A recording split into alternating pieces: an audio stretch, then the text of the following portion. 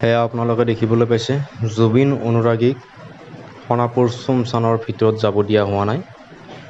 আৰু ইয়াত দেখিবলৈ পাইছে আমাৰ জুবিনদাৰ চিতাখন জ্বলি আছে। আৰু আনফালে আমাৰ অসমবাসীৰ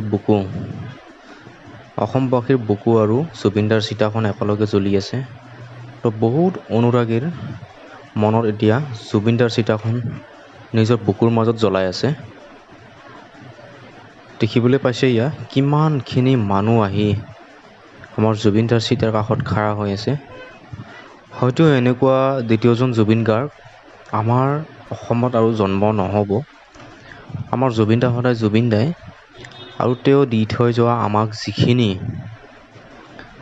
কলা সংস্কৃতি বা তেওঁৰ জীৱনী, দ্বিতীয়জন আৰু নোলাব চাগে। তো জুবিন গাৰ্গৰ কাৰণে আপোনালোকে লাষ্ট টাইমৰ কাৰণে প্ৰাৰ্থনা কৰক, আৰু তেওঁৰ বাবে এটা লাইক কৰক, আৰু তেওঁৰ বাবে জয় জুবিনদা বুলি এটা কমেণ্ট কৰি দিয়ক। হয়তো জুবিনদাৰ আত্মাটোৱে শান্তি পাব। তো আপোনালোকে দেখিবলৈ পাই আছে একফালে জুবিনদাৰ চিতা আৰু একফালে আমাৰ অসমবাসী ৰাইজৰ বুকুত জ্বলা এখন চিতা। তো আমাৰ জুবিনদাৰ নিচিনা আৰু দ্বিতীয়জন নোলাব।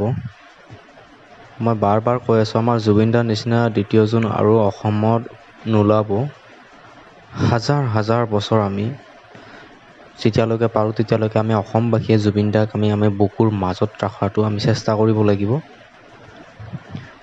দেখিবলৈ পাইছে আপোনালোকে হাজাৰ হাজাৰ মানুহ শ্মশানখনৰ ভিতৰত সোমাই আছে, আৰু বাহিৰততো অগণন আছে।